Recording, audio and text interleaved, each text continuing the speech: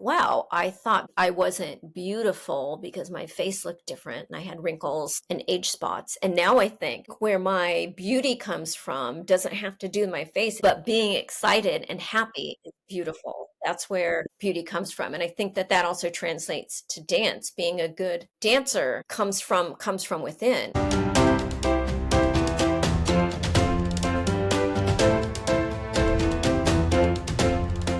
Hi, everyone. My name is Priscilla Piper, and welcome to the Decision to Dance podcast. Today's guest is Paula Ayotte, who is based in Los Angeles, California, and is a professional dancer and actor.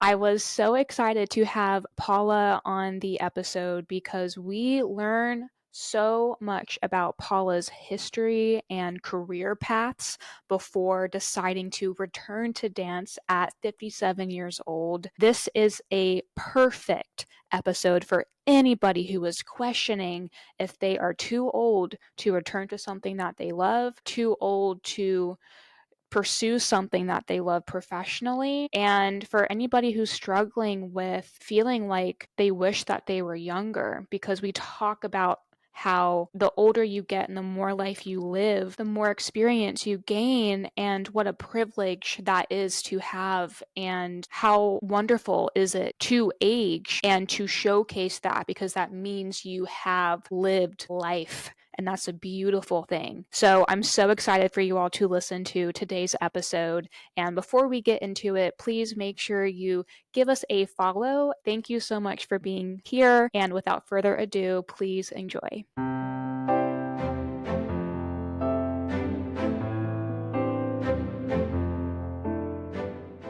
You recently had a TikTok video just from a couple of days ago. It was the Dindada by George Kranz, and it has quite a few views on TikTok and Instagram. So in that video, you said in the text, good thing about being 62 in a class of 20 somethings is that I already know the music since I've been listening to it since the 80s. My body automatically reacts to it. The music, the lights, the thrashing and hair whips, the fan. Seriously, is the best feeling in the world. Don't ever let your age stop you from doing what you love.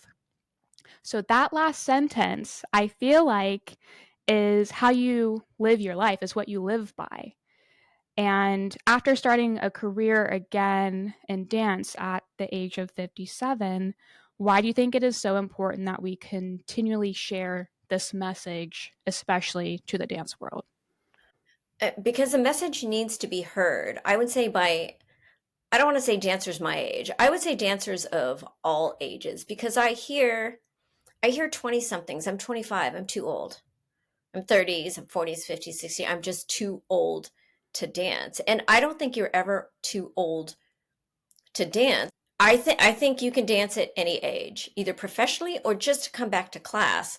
I mean, I was really afraid before I came back, even to take classes, which it's not ridiculous to me now, but that fear was so huge. And I see it in other people now. Like they're so afraid. Like literally, it's like the fear of death.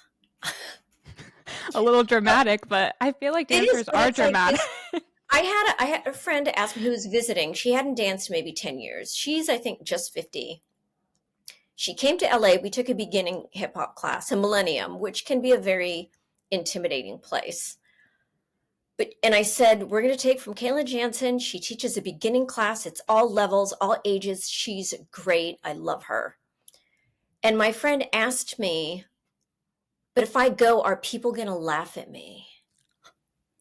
Oh my She gosh. literally thought, but you know what? I kind of felt that way before I came back to dance. I thought, I'm going to come to class and people are going to look at me and go, what are you doing here? Mm, I just had that fear, which now yeah, to me is ridiculous. I've yeah. never had anyone question me. Either it's disinterest, they don't even see me because they're in their own world, Yeah. or they're very supportive. You know, I've had, I think, one class, it was a hip hop class somewhere, where I saw some people in front laughing and I thought it was at me. I don't think it was. And then I just thought, well, then I just won't take that class. There's a million Mm, classes I can take, mhm. and everyone is so supportive. And I try to share also like how difficult it was for me to come back. I understand that fear. And I hear people say I'm afraid, and I say that's great. Do it anyway, because that's what I did. I went to class. There were times because I wasn't picking up as quickly as I did in my 20s. But and there were times that I literally was in class and I would turn away because I was starting to cry Oh my because I was so gosh. frustrated, like, oh my gosh, I don't belong here. I can't do this. And I'm like, I'm starting to cry right now. Like, this is Yeah. supposed to be fun. Yeah. It's hard. It's hard to return to something that you haven't done in a long time. Yes. Yes, it is. And the But it's fear the fear that is people real. experience. I mean, just the thought of like thinking about how people might be laughing at you. Like when I hear that, I think that's crazy, but like that those are legitimate thoughts that people have that hold them back from just taking a dance class alone, let alone actually coming back or starting in the industry. Right. That's why I like to share. I like to share my message. Yeah, I love it. Well, thank you for sharing that, and we'll get back into that a little bit later. But I do want to start at the beginning. I am curious, how did you begin dancing, and what did that look like for you up until the point where you began dancing professionally in your 20s? So I didn't start dance classes until I was, I think, 17. I used to go to school dances and I had a lot of fun doing that. Or this was mostly in high school. I think I went to a couple school dances in junior high. But I would go to school dances. That's it. But then when I was 16, I went to my first disco back in the day. I think it was like 1978, maybe. Ooh, It's on a date. I'm not going to say with who. okay. But anyway, and then that was our only date. But Uh-huh. I was like, what is this magic here? I call my best friend that I've known since junior high. We're still best friends. I said, we have to come back to this place next week. It's amazing.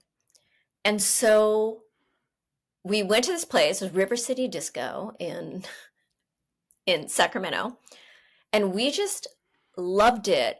And I think we pretty much went to the disco every week for probably at least a year and a half at different discos in Sacramento. I love And that. we just loved it. We loved it so much.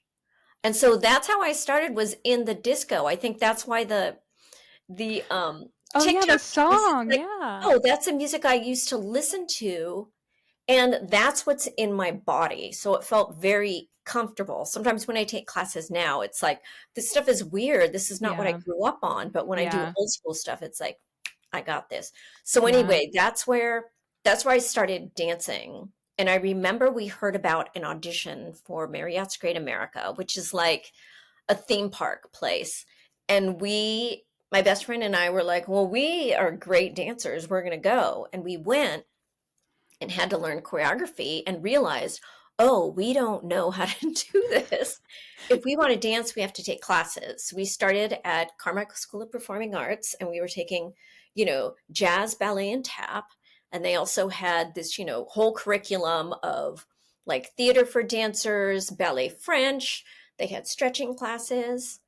And so that was my introduction to like formally taking Wow. dance classes.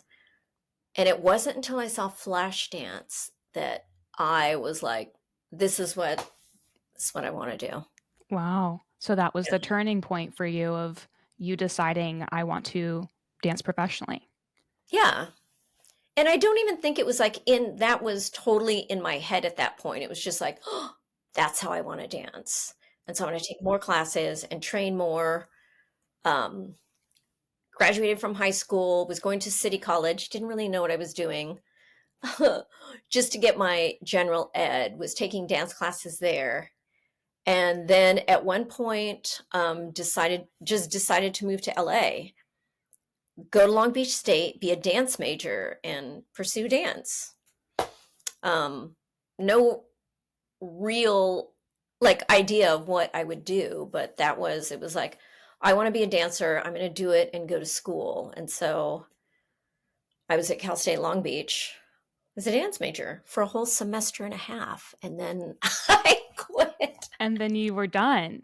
So I then was what did you focus on because then? because it was a university, it was or it just happened at that university, like modern was kind of their emphasis, which was not my thing. I was like, I like jazz, and there were jazz classes. But I just remember I think it was the head of the department would like look at me and be like, "What? Like, stop arching your back like this. This isn't jazz in the modern classes." And so I was like, "Okay, well, let me learn this." And it was fun. But then there was one time, I forget why, but I drove from Long Beach into Hollywood and I took a dance class at Dupre Dance Academy. And I was like, oh, this is the kind of dance I want to do. I think it was with Mhm. Carol Connors. I forget exactly who my first teacher was. But at that instant, I knew, oh, this is the kind of dance I want to be doing. Mhm. And so I don't know how long it took, maybe a few months that I said, I'm not going to do college because I don't really need a degree to do almost anything, to be a Mhm. professional dancer, to teach. I didn't really want to teach. And so I would commute back and forth from Long Beach to Hollywood and then eventually moved to LA, started really pursuing dance, and that was it. I was a professional dancer. Yeah. So I know many people listening probably know your story about how you have worked in different industries. But for those who are listening who don't know your background, can you give us a little bit of insight of what career changes you have made and what your life looked like after pursuing dance professionally up until the point where you decided to return to it? So I'd moved to LA and I was working professionally doing things like I think my first job was the Disney Christmas parade. I did Sesame Street Live. I was a showgirl in Vegas. Um, I danced with a Latina artist in Mexico City for 2 months. Um, so those were some of the things I did in my like 10-year span as a professional dancer. But then I had side jobs because you just had to as a dancer. A lot of people waited tables, but I thought I would be horrible at it. So I did mostly administrative work, working, for corporate business, like filing, answering phones, doing whatever temporary job I could. And towards the end of the 80s, it was just, it was a lot. It was a lot trying to live as a professional dancer and do side jobs. It was a lot on my body. I was at the chiropractor probably, I don't know, a couple of times a month. And I would go right from the chiropractor right to dance class. Mhm. And I don't think there was a point where I really decided I'm going to stop, but it just started dwindling down. And I happened to I was dating a guy that I met on doing a dance concert. He was playing the drums. And we met and we started dating. And he actually got me a temporary part time job at his work at a corporate consulting firm. And this was working in like distribution management. It was just temporary part time.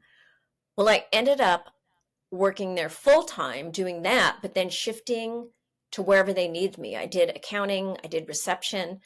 I went into print production, which I had no idea what I was doing, but learned it on the go.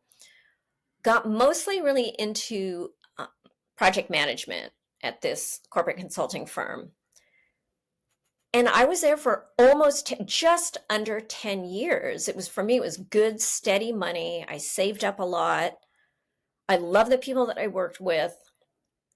But towards the end of it, I just thought, like, this is just not fulfilling me.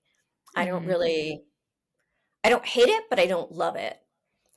And at that time, I had been scuba diving for a couple of years. I had learned how, because I finally had money to do it, because I wasn't a starving dancer anymore. And I was taking all of these trips every year. I would have a major dive vacation somewhere, Fiji, the Bahamas, Papua New Guinea, um, wherever, tons of places. And it was just something that I really loved. And as I was thinking at this corporate firm, like, I don't really want to do this anymore. What do I want to do? And I thought, I love to scuba dive. Wouldn't that be cool if I could do something as a scuba diver that could like help out the environment, but also be something fun? Mhm. And I decided to quit my job, move to Hawaii, go back to school at the University of Hawaii at Hilo, and get a degree in marine science. And how old were you at this point? I had, I think I was 39 and I turned 40 like that first summer there. So I was just a few months shy of 40. And I didn't know anyone there, but I just went for it. It was a smaller university, so it felt a little less intimidating. But that was something also that terrified me. And again, I remember being in one of my first chemistry labs going, I have no idea what I'm doing. Like, we're supposed to start. Nobody seems to want to work with me. Everyone knows what they're doing. And again, I was like, I'm crying right now. What Oh am I doing no. here? Oh. But you kept pushing through. But I kept pushing through. And what I found out was that it wasn't that the kids knew what they were doing. They just like didn't show it. Oh. They were kind of clueless. And I, as an older student, a non-traditional student is what they called it, because I asked questions, because I was really invested and I really cared, the professors loved me. And I went from being terrified to like, oh, I'm gonna do great here. And I ended up becoming a scientific diver at the university, getting on different research projects, kind of pushing myself, like telling some of my professors, like, put me on your project. Mm. And they did. So I graduated. It took me 5 years to get my degree. I got a bachelor's in marine science. And during that time, I had gotten like 2 month jobs. Actually, there was a 3 month job that went to American Samoa on a research ship. And so that ended up like blowing an entire semester. I did that twice. So it took me an extra year to graduate. But I just fell in love with being at sea, being out at sea, scuba diving. Um, I ended up being on the fish team, which is what I did when I finally graduated, moved to Honolulu, got a job with NOAA Fisheries, and which was basically my dream job, doing Mhm. exactly what I wanted to do. And ended up doing that for another 12 years. So I was in Hawaii for a total of 17 years Wow. as a marine scientist, which I loved. It was hard work. Towards the end, it got really, really hard on my body. Um, and there was a point where I wanted to dance again. I just was missing dance classes and I couldn't find any in Honolulu for adults. So I started doing pole dance because that was the closest thing I could do. And then I fell in love with that. Mhm. I ended up competing a couple of times, mostly because my teacher wanted to do it, but she was too scared. And so I was like, I'll do it. Let's go compete. I mean, just goes back to like you've been scared before and you've done it, so why not add one more thing that you could be scared of and just do it? Yeah, yeah. And honestly, at that point, I wasn't that scared of competing. I mean, I was, but it wasn't horrible. I had ended up competing in pole dance because I did it in 2017, because the year before, 2016, one of my biggest dance mentor in the 80s, Doug Caldwell, passed away. And there had been times when I was living in Hawaii that I came back to visit friends in LA and I didn't take his class because I was in my 30s, which seems so young now, but I felt like I was too old. And then when he passed away, I just had such regret that I had like missed these opportunities to dance with him because I was scared. And I thought, I will never let that happen again. And for his memorial, they brought up some of us, the veterans from his class, to take part in a like one of his iconic pieces. And so I think there were like, I don't know, 20, 30 of us on stage. And once I got on stage and did that, I went, I want to do this again. I want to perform again. Mm. And I thought, I'm a 50 something. There's no way I'm going to be able to Mhm. do this. So that also contributed to my desire to compete as a pole dancer because I thought, well, they have to take me. They don't audition. That I thought that was the only opportunity I would have to be on stage to perform. Mm. So I did it, Mhm. um, which was great. And then I started taking adult hip hop classes and heels classes in Honolulu because there was a studio that started offering that. Okay. And that was kind of me dipping my toe back into dance. Mhm. And then I S would come back and forth to LA because I competed again and I had a coach in LA that I was training with for pole. Okay. And then I started dipping my toes. These are my toes, but they're really my fingers. Uh-huh. My toes back I can into see it dance now. class, a couple of dance classes, which was really scary. Um, and I just fell in love with it. I was terrified. And then I did an intensive. We all know I done intensives with Galen, but my first intensive was with Leanna Blackburn. And I trained with her because she was friends with a friend of mine. And so it felt safer. Like, well, she's got to be nice to me because we both know this other Yeah, person. your friend. So when I did that intensive, and that one, I don't know how many times I cried because it was me and I think 15, 25-year-old girls. You cried in the intensive? Oh yeah, yeah. I mean, I was like in the back, like, what am I doing here? Like, I can't pick up these moves. Yeah. Like, I can't do this. What am I doing here? But by the end of it, I was getting some stuff, and we got to perform the pieces that we'd learned and do some improv in front of some agents and choreographers, and and then we got to speak with each of them like one on one, and I thought they were just going to go like, "Oh, you're so cute for doing this, grandma." Mhm. But they actually were super um they were super supportive. There was an agent from Go To Talent who's my agent now, Julie Medeiros from Go To Talent, who said, "Oh yeah, we have dancers in your age range that work quite a bit."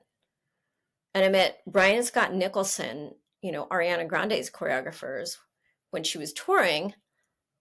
And they were so nice. They were like, "Oh my gosh, we love you. You're great." And my head exploded because I had no idea. I had no idea. And it just like I just couldn't believe it. And then a couple of months later, I took Galen Hook's classic intensive. So were you still living in Hawaii at this point? Yes, I was still living in Okay. Hawaii, um, taking these classes. And after that, that was just like a little inkling, like, I kind of want to dance again. And I told like one friend at work, I'm like, I kind of want to move back to LA and try dancing. And she said, go for it. Was this 2019? I think it was all right. Yeah, I was 2019. I gonna took ask you when it was, what year it was, because I thought it was prior to 2019, and then when I was doing my research on you, I was wondering if it was the beginning of 2019. I feel like it was 2018 that I took Galen's intensive, her classic, which was scary, but um I did it, and it was, of course, it's Galen, it was great, and she was super encouraging. And I just remember going to her intensive and then also taking a heels class with Cisco Ruelas at Playground, which was terrifying. And he called me out for a solo, which never happens anymore. And I just was like blown away. And then I took Galen's intensive and I was blown away from that. And I remember flying back to Hawaii, getting off the plane and looking at my Instagram, and she had posted something. She had posted my improv, Mhm.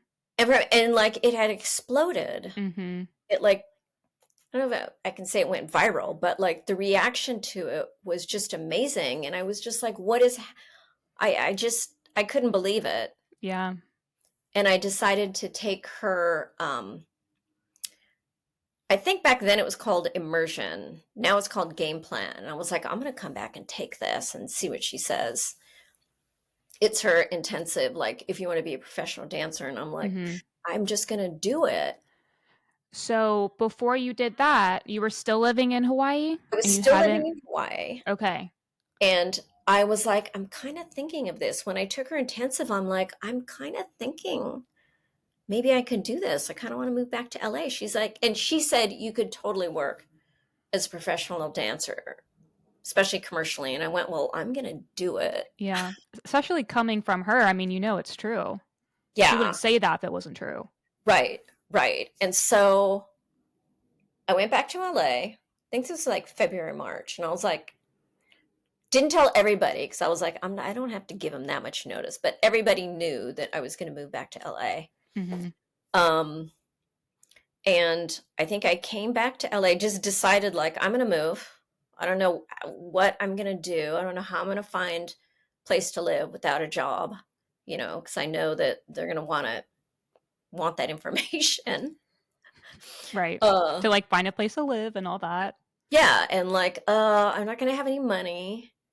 I mean, I had some savings, but I just didn't know what I was going to do. So in April of 2019, I was back in LA visiting. I forget what I was doing.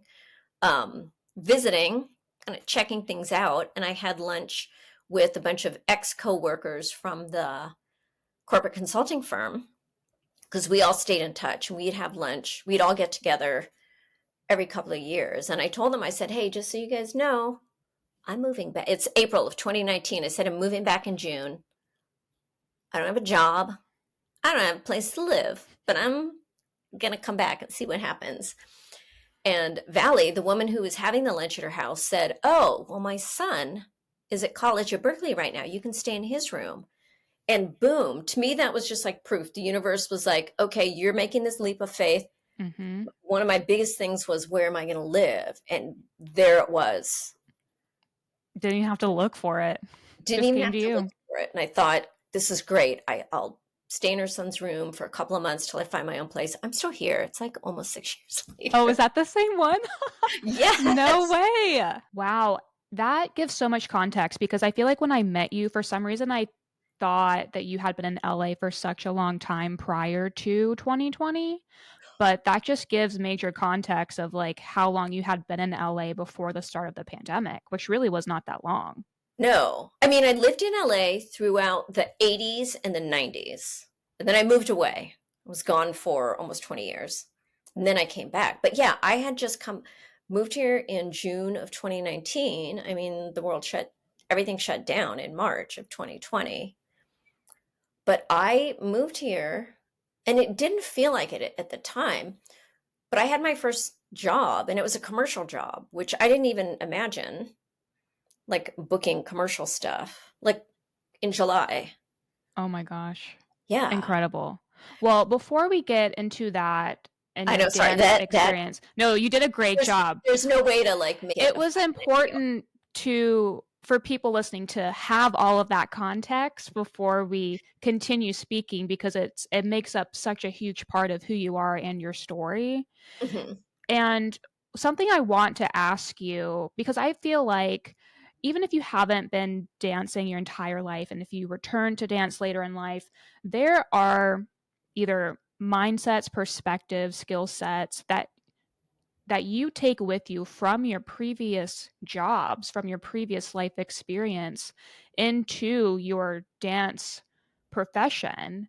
So, Mhm. what is something that you've taken away from your previous careers and took with you when you moved to LA to pursue a career as a dancer again?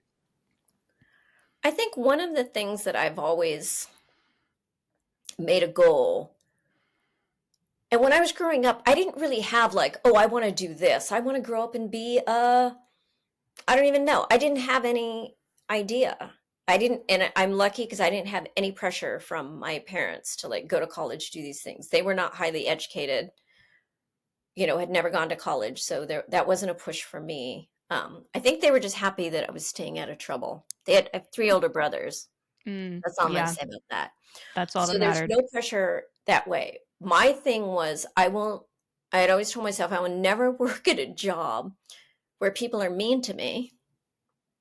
Like, I just always want to be, it's just not worth it. I'm going to do things that I like to do, and I feel good doing them. So that was one of the really important things. And coming, like, doing dance, doing all of these different temp jobs as I was a dancer, I had to be really versatile and not get stuck in one thing, whether I was working answering phones for, oh my gosh, I think I answered phones for a bra company. I did I was taking calls for like a banking company. I've done so many different things. I was teaching aerobics at Jack LaLanne's. That was a gym back then. One of my jobs was typing in scripts into for a guy who had his own teleprompter business, and I would do that late at night. So I always found a way to make money, to just support myself.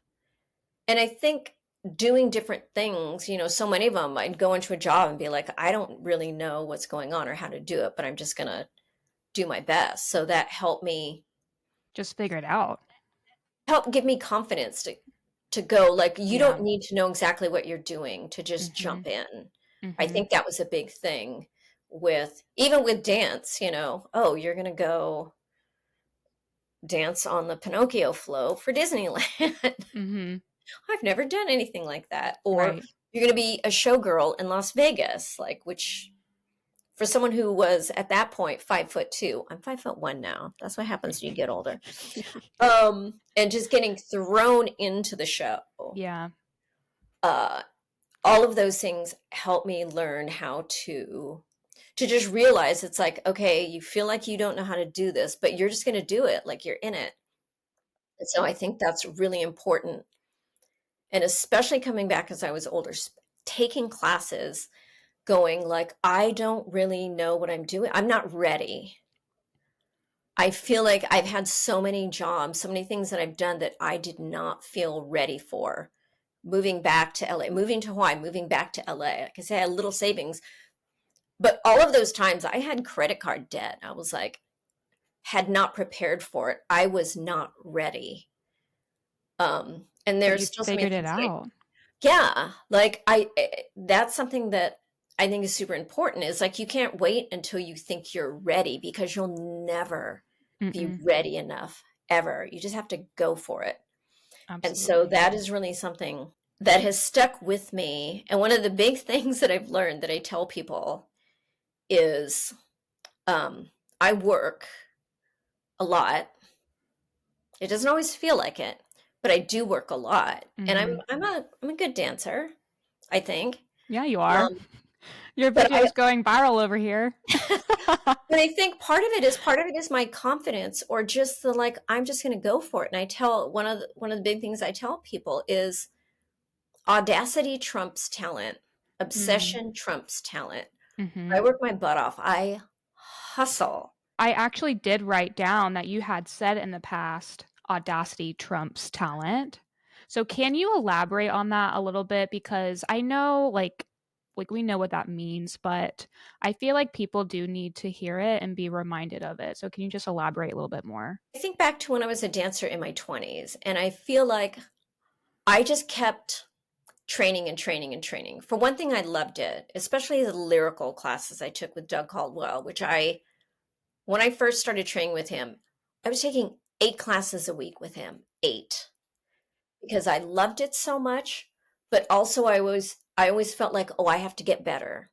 I'm still not good enough yet." It was, loving it, so that was a reason to do it, but feeling like, "Oh, I have to do it because I need to get better and better and better." And I think I didn't work as much as I would have liked to because I thought I wasn't there yet. And so now that I'm older, at first I thought like, I have to train. I got to keep training, training, training. When instead, especially for me as an older dancer, it's like I have a lot to offer. I don't need to do exactly what, the kids are doing. I just need to go for it. But just showing up, being unapologetic, I think is the big thing. Not going like, oh, I know I'm not, I can't do, especially after my knee surgery, I can't do my big split to the floor or do knee work. My thing is I just show up and I go, okay, here I am. here, this is what I can do. Either it's going to be for you or not. If it's for a job, either this is what you want or it's not. Maybe you don't even know that it's what you want, but here I am, completely unapologetically. And that's where I think the audacity or confidence comes in, is just like, look, I can't be any better in this very moment than I am right now. I can train and be better, eventually for things, but in this actual moment, this is what I have to offer. What do you think? Mm-hmm. Take it You or leave it. Yeah. And I think look at, I get so excited now because it is exciting. And I think that my energy, because I am a little hyper, by a little, I mean a lot, as you can And see. in the best way, though. Yeah. But I think that energy and the joy, which I have to remind myself sometimes, the joy that I feel is what also helps get me booked, Yeah. and that shows in dance classes or when people go like, wow, she's killing it. It's not just that, I'm kicking my leg really high or I can do stuff. It's just It's the energy and like the love and the passion for what you're doing. exactly. And actually, it brings up a few points that I wanted to bring up. So, first of all, you talked about your love for lyrical, which we have discussed. It's my love as well. And it's so hard to come by nowadays. But can you talk a little bit about why you love that style so much? It feels so good. It's funny. And I just took class earlier today with Terry Best, who, when you were in town, you took class with I her. did, Yeah. yeah. And I was so thankful that you shared that name because those classes are so hard to come by, and you were so great in sharing the lyrical classes that are available in LA. And I feel like for me, when I took Terry's class in that studio, it just felt like home, like it's what I grew up doing, and it felt familiar and just what I did. And so I was very thankful that you gave me that recommendation. Yeah. So I love that you were able to take from her this morning. How cool. Yeah, she's been teaching, even though she's got this massive brace on her leg. She's having knee problems as well. Um, but just, I think ever since I started taking with Doug in the 80s, there was just something there was no one like Doug Caldwell, I don't think. And there will never be. I don't want to say there will never be, but he just brought this, like, I feel like he was the lyrical teacher in the 80s, even 90s, um, and the 2000s. To me, just that connection to the emotion and to just the feeling, just being able to dance from your guts, to me just became so special. And for me, especially lyrical classes, which were so emotional, became like a form of therapy for me. I mean, I feel like anything that I was going through in life, I was able to dance out, and I would cry in class. I would like get mad. Um, and there's just, yeah, I don't know that I can break down like Yeah. these are the It's techniques. hard to answer that question because I feel like it just goes back to, well, you have to experience it for you to know what Yes. it's like. Yes. It's hard to Yes. put it into words, similar to anything related to dance, really. It's like you just have to experience it to know. Yeah. Yeah. But I still love it. Yeah, absolutely. And honestly, I cannot wait for the day when we are both in a lyrical class together. It's going to happen Yes. soon, Yeah. And I think hopefully. there are like a couple more here and there. Not a ton, but Well, we'll have more opportunity then. So you also talked about your knee replacement, your partial knee replacement, which I believe happened about a year ago now, right? May 17th will Okay. be 1 year. Okay. Yeah. So what did you learn from that process, and how has that recovery been since returning to dance? Whoa. I've learned a lot from it. I continue to learn a lot from it. The recovery continues. Mm, I think one of the big things is because I had just done so much. I torn the meniscus in my left knee like 8 years ago, and I didn't have surgery, did PT. It got better. I was dancing like even better than I had um, before my knee surgery. I hadn't danced like that in years. And then I was doing everything, knee work, floor work. In pole dance, I was doing styles that were very, very knee heavy. There are, especially with the heels, there are styles. You're wearing knee pads, but you're on your knees a lot. And so I just was doing, I think I was just doing too much. But that also made me really strong. It's just my knees, as you get older, things degrade. That just happens. That's not a bad thing. It's just what happens in life. And so I was at the point where knee surgery was the option that I wanted to take, thinking like, okay, just fix it, make me the $6 million man or the bionic woman. You guys probably don't even know those references. But anyway, and that's not quite what happened. The recovery continues today. I actually was dancing. I was dancing out my emotion of like my knee. I could, especially when it's colder, I feel it all the time. I can feel the hardware. There are things that Mm. I'm still not able to do. I can't kneel on my knees. I can't do a child's pose. I don't do the knee work. Going to the floor, I almost never do. Um, Well, I mean, you never would have known because and I did notice in that video that I talked about at the beginning, I believe you did modify the oh yeah, choreography, yeah. right? But, like, you never would have known, and it looked so great because you were standing up and the dancers behind you were on the ground, and you all came together at the end, and it's just, like, that's how it was supposed to be. So you never would have known that you're still struggling or People still watching, recovering. right, would know. For me, um, that's something that I'm still, I think, coming to terms with is that the possibility that I might not get back to some of the things I did. A lot of, I don't want to say a lot, some of the things I did. One of the things I've learned about myself that opened up to me is like, wow, what if I can't do those things? That's okay, right? And the parts of me that go like, no, it's not. I want to do those things. And then I have to ask myself, why is it that you might think you're not good enough if Mm, you can't do those things? And mhm, so that was a big thing for me to step back and go, oh, wow.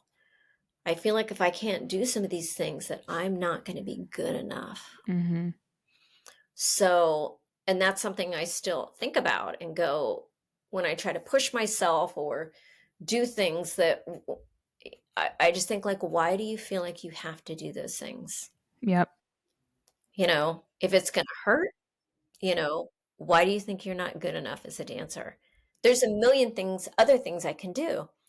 There's a million other things I can't do, but I can't do everything. yeah.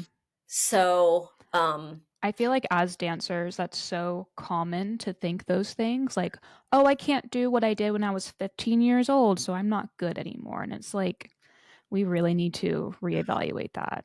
oh my gosh, I was just talking because Terry's class has quite dancers from I think in their early 20s to 70s. And I was talking to a friend of mine who's a bit younger than me, saying it's hard for her because she does that. Like, but it's hard. It's sad when you think, I can't do what I did 20 years ago. And it's a continual process of I don't want to say letting go of that, acknowledging it, Mhm. but not letting that, um, Hold you back. exactly, Yeah. exactly. Because then I think like, but also, there are lots of things I did in my 20s, which was be really insecure, focus on the wrong things. Mhm. Um, just because there were things you did when you were younger doesn't mean that Yeah. you need Younger's to get better. back to that. That is a tough one though. However, I think that is one of the big reasons for I was going to say for my success. That feels a little like that's not cringy at all. It's No. true. Yeah. I think I'm successful because I don't let those things hold me back. I don't apologize for them. It's just a fact of life. Mhm. Hey, if you're going to have me on set or I'm doing things, there might be things. that I don't do anymore. I'm just giving you that information. I'm not going to Mhm. apologize for it Mhm. or think that that makes me a lesser dancer. Mm. Yeah.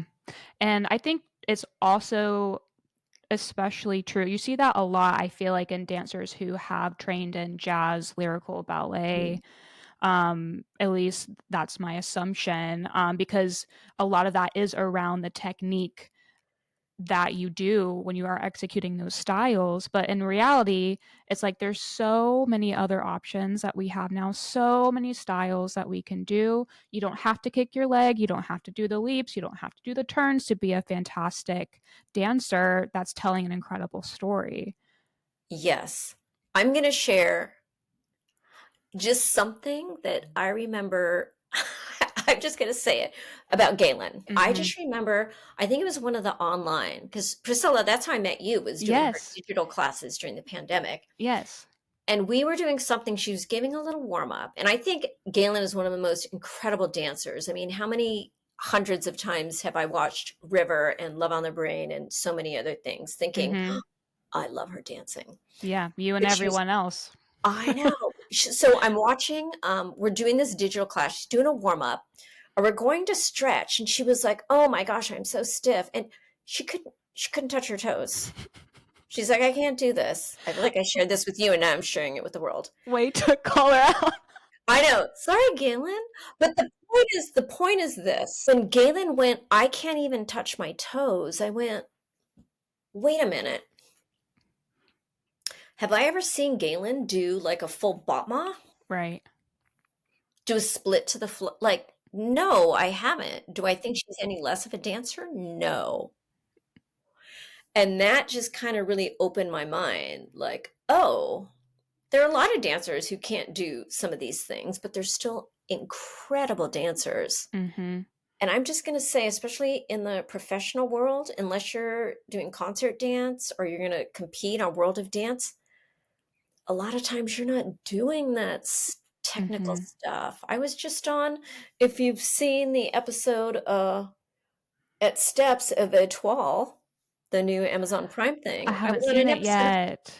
Literally, you would have to freeze frame. I'm just like, I'm like this much in the frame. And then it's gone after about Mm. 2 seconds. Mhm. Like, I think we were doing plies. Mhm. That was it. Yeah. It was on a TV show. I don't think most of the dance jobs, huge dance jobs I've done have not been like nothing's been technical. Yeah. What a great reminder that, like, there's so much more to you that you can offer as a dancer, and that it's not just a handful of the technical things that make you great. It's all of the other Right. stuff. It's your life experience and, like, your story that you're telling and all of these other things. So, thank you for that reminder. I feel like so many are going to benefit from hearing that from you because I feel like you can't hear it enough, to be honest. So you brought up a couple of great points and something that I wanted to talk about. So you were talking about being in your 20s, and so you had said in a previous interview that you don't want to be young, you don't want to look young anymore. And can we change the concept that younger is better? And so I've worked in retail, and I've had women say things about their bodies, but also alluding to the fact that they're not young anymore. And they say Mm, things like, "Oh, I can't wear that because I'm whatever age." And I hear it from even like millennials all the way up to any age. And yeah. they're like, "I can't wear the wide leg pants because I'm X age." And it's like, where did you get that idea? So I hear it so often, and I feel like we that is an example of, like, why this is an issue.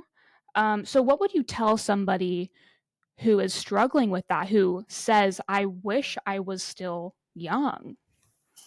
No, you don't. Um, No, you don't. it's well, I think it's hard because that is society.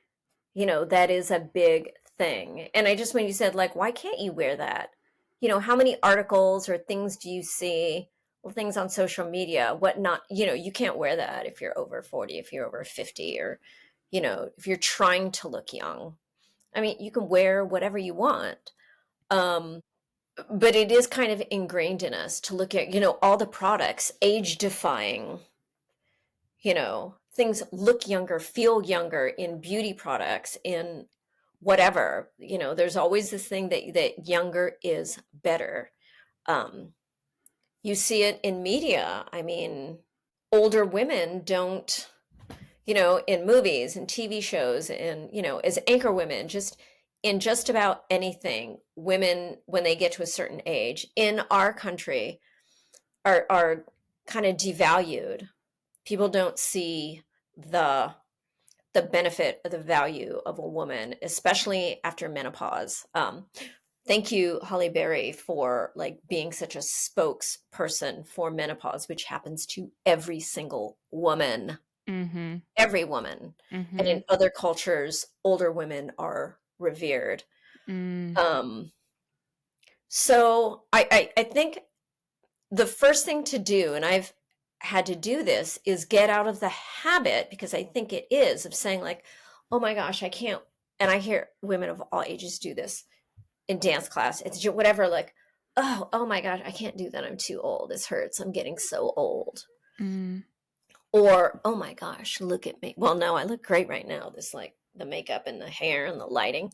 But sometimes looking like, oh, oh, sorry, I don't have makeup on. I look so old. Like, s- stop saying negative things about yourself and stop.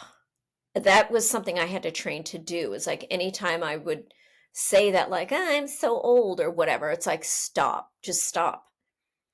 Stop doing it. Stop being self-deprecating about your age, because it's a habit. It's such a habit. Um, yeah, it's not necessary. And I do try to, I don't want to say I fight back, because I understand when people say to me like, "Oh my gosh, you don't look like your age." I think I would, when someone says ageless, I'm like, "Okay, that's cool." And they said like, "Oh my gosh, you look so much younger." I'm like, I don't want to look younger. I want Mhm. to look my age. Like, this is Mhm. all, I'm a 62-year-old woman. I want to, I shared something that Helen Mirren said about that when they said, "You're so youthful." She's like, "No, I want to be lifeful." Mm. I love my age. I love my years. Age is just when people say age is just a number, I think, no, it's not. 62 is the number of years that I've lived on this earth and that I've experienced things. Like, Mhm. that is a fabulous number.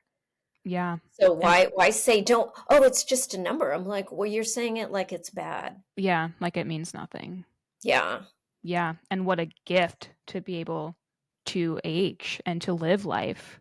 I think that's really, great advice. I think hard to do for many, but when you're conscious of it and that that you're doing it, you can put a stop to it, but it's constant effort.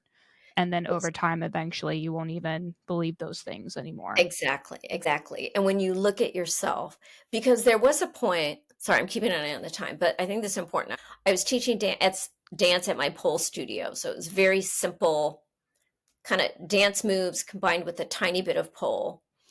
And one of the first things I did, and I wanted to do this because it was so hard for me, and I taught mostly lyrical, was to go up to the mirror. I forgot what the song was, but go up to the mirror, and the choreography was to go up to the mirror and look at yourself in the face. And I wanted to do that because right before I turned 50, I couldn't do that without crying because I didn't like the way I looked anymore. Mm. And so I practiced that going like, and now I love the way I look. But back Mhm. then it was sad to me.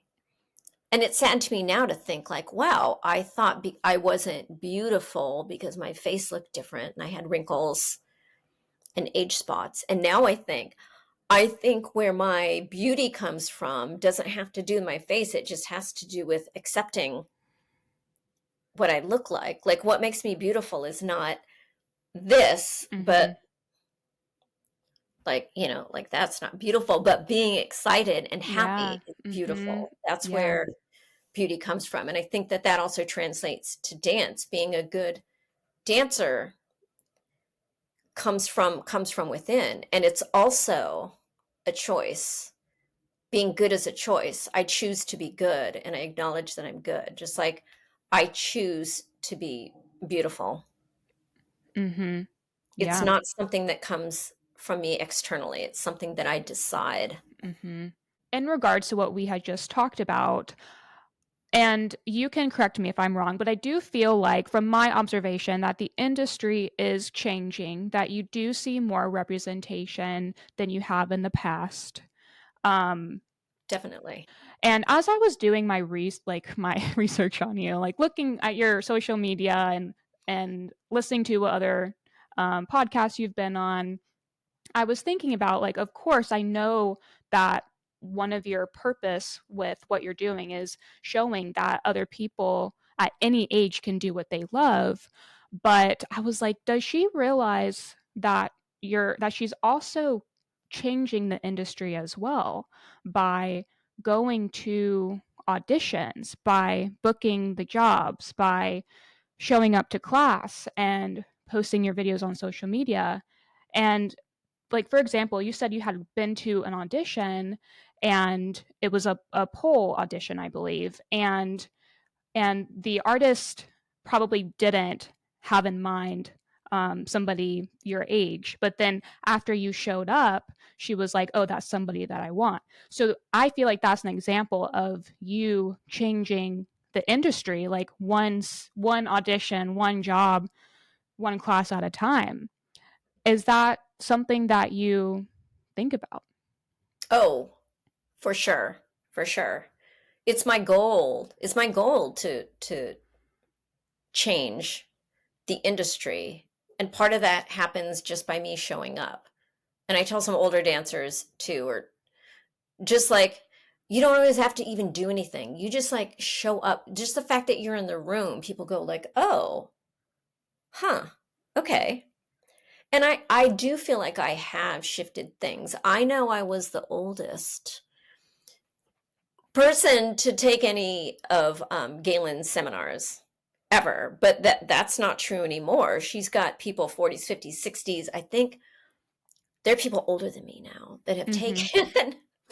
um, but I think just by being the example, just by showing up, I think that does encourage other women or men, anyone older or just in general, but older um, dancers, that they can do it. I feel like I remember seeing Barney. We all know Barney, who's working a lot now. Remember seeing her at several speakeasies for Galen and just like befriending her and being like, oh my gosh, you have such a great look. You could totally do this. And she's booked some, and she gets great footage because she's so unique. Um, so that's part of, I feel like, is my goal is to be a professional dancer, entertainer as long as I possibly can. But to encourage others who want to do it. That is something that I've realized is sometimes I try to encourage people and I don't think they really want to do it Mm. or they don't want to put the work in. Mhm. It is work. Yeah. Um, but I feel like I have seen some of my friends or people that I've known who are going for it and booking work because there's work out there. And the cool thing when you're older is that you go from having hundreds and hundreds of other women as your competition to like two or three. Mhm. Maybe there's a little more, but for me, I don't want to say my direct competition, but older Asian, there's like one or two. Mhm. And I'm super thrilled when they work. Anyone who's Yeah. older who books, I'm like right on. Yeah. Did I Well, answer the question? absolutely. And you have been accomplishing this, and by the examples that you provided, but also, like, I feel like the few times I've been with you in person, I've seen people like stop you and be like, oh, I've been following you on social media, like, you inspire me. And I just interviewed somebody for this podcast yesterday and she mentioned your name. She was like, I hope you get Paula on the podcast. And I was like, Oh, oh, funny you say that, I'm interviewing her tomorrow. So you are 100% doing that. And I mean, it's just gonna continue from here. So thank you, I think, on behalf of everybody else of all Oh, ages and genders and everything who's looking up to you. Like, thank you for paving the way and encouraging so many people. yeah, yeah, I do. Sometimes I'm a little hardcore with people. I'm like, you can do it. Oh my gosh, do you have an agent? Here's what you need to do. Let me look at your Instagram. This is what you need to do. And that is something for especially older women that's difficult or has been difficult to do is just to own who you are. And so I think that is something that I've learned to do is just go, here I am. I'm not apologizing. Like I'm older. I am older. That's kind of my selling point. I do have the hair though, the way the hair grew out. Mm-hmm. Looks Very fabulous. happy with. But it's just owning it and being confident, which I think is harder for older women because we're not taught Mm, to be seen. mm-hmm. Yeah. And those are the people I feel like that I want to watch as performers and as Mm, dancers. Like those are the ones that I feel like draw me in the most. But it's not always easy to get to that place, but it's helpful to know that you can get there because many other people have done it and have felt the same way of like, oh, I'm not beautiful enough, I'm not good enough, or whatever the case may be. But if you have the awareness and put in the effort and surround yourself with other people who are uplifting you, then things can change for the better. for sure. And it's actually good. It's tough. When I came back, I tried so hard to fit in. And I find myself doing that sometimes now. Like, oh, I got to wear the same thing. I got to look the same. I got to do whatever. Mhm. And I think that's a thing. I mean, like the same for you. I remember when we were doing the digital classes together and I would see your Instagram and I was like, Priscilla's so like I love her movement. It's so cool. Like I was just like, wow, she's so good. I wish I could dance Oh like my god. that. Because here it's like you just are you, Yeah. and that's a thing I think we forget is like we're Yeah. trying to be somebody else so hard all the time instead of just going, here I am. This Yeah. is this is what I got. Either Absolutely. you like it or you don't, and that's fine. It's not 100%. Yeah. not personal. I'm not for everyone. Yeah. Nobody's for everyone. Like it's impossible to be for everyone. I think when you get to that point, it's like, "Oh, I can take a deep breath because not everyone's going to like me." It's Yeah. impossible and that's okay. But thank you for saying that. That was really kind of you. But it's funny because I'm like I have your social media pulled up, and I'm like I want to be like you. I mean, so many people say that, and but that's a great point of like I want to be like you. Maybe in the way of like you're inspiring me to be more like myself. Right, right. Because I always think when they say that, and I do say that, I'm like, thank you, but just be you. Yeah. Like be you unapologetically is the thing. And love who you are.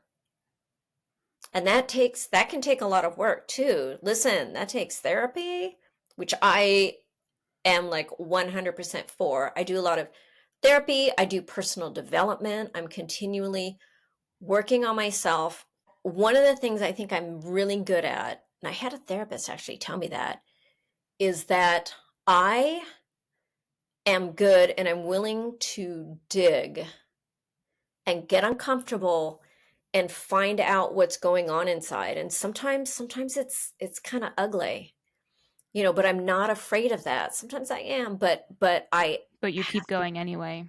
but I keep going because I want to be a better person. I want to be a better dancer. I just want to Yeah. be myself. I want to be able to be kind and to contribute, but I do like to dig. And I know for some people it's like, whoa, that's very, very uncomfortable. But to me, that's where the good stuff is. Mhm. Like sometimes you got to go through some like not cute stuff Mhm. to come out the other side. Yeah, absolutely. Because this is the Decision to Dance podcast, I asked the same question at the end of the interviews, but I want to ask you the same question just in a little bit of a different way. So, Paula, Yeah. why do you make the decision to dance, and how has your why shifted since returning to dance at 57? When I when I started dancing again, I don't know that I decided, well, I want to dance because XYZ. It was just something that was missing for me. Especially like training in dance. When I was in Hawaii as a marine scientist, like we'd go out to dance clubs and I'd dance on the floor, and that was fun and all. But I really had there was just something missing for me that I didn't feel fulfilled. Like working out, going to the gym, yoga, but those things didn't quite feel the same. Um, it just didn't fulfill me the way that dance did. And that's why I came back, was just I could just feel that I needed to dance again.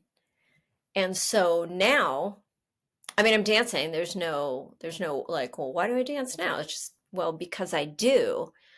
And because I love it, I will never not dance again. I will never not dance again. Mm. Um, You need that piece to complete you. yes, it's just sometimes when it's hard, because it can be hard, because it hurts, because my body hurts, or I don't feel good, or sometimes not good enough to show up. Now my why is when I feel that way, because I know that I am being watched. People do see me, because I feel like part of my purpose is to inspire others. My why becomes not about me, but about the people who are watching, who might see me, who might be inspired by me. And so then it shifts from me to, well, I'm not doing it for myself now. When I show up, when I don't feel like it, now Mm-hmm. it's for them. Mm-hmm. And so, along with the why I dance for me, it also becomes like, because I want the other people out there who might not be dancing for whatever reason to see me and go like, well, wait a minute, if she's doing it, I can do it again. I can feel that joy again. Exactly. And that is one of the many reasons why I had to have you on the podcast, to continue to inspire and uplift many other people. And I'm sure from this episode, but from everything that you do, you're going to continue to inspire many, and you'll see even more older dancers over time because of what you initiated. So thank you so much, Paula, for taking the time to be on this podcast. Thank you so much for having me. Thank you so much for taking the time to listen to today's episode. I am so happy that we were able to have Paula on the podcast. I feel inspired to just go do the thing that I love and stop caring about what other people think, and not letting my age stop me from doing what I love. And like Paula experienced, so many people of all ages are saying this about themselves: 20s, 30s, 40s, 50s, and above. So many of us get caught up in, well, I don't dance like the way that I used to, or I'm not as young as I used to be, so that means I can't do it anymore. And really the question is why? It doesn't make any sense. And now we know, if you have that awareness and if you can shut those thoughts out one at a time, eventually you can see a change in yourself, and your belief about yourself will shift over time, and you will no longer be thinking those thoughts.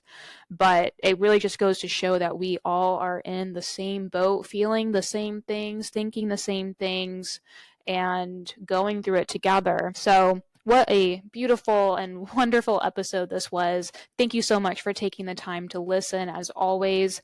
And while you were listening, if you thought of a friend, make sure you send this to them. That way you can share a little bit about Paula's story, and what Paula said can inspire them and influence them to either start or continue doing something that they love, and not let age stop them from doing that.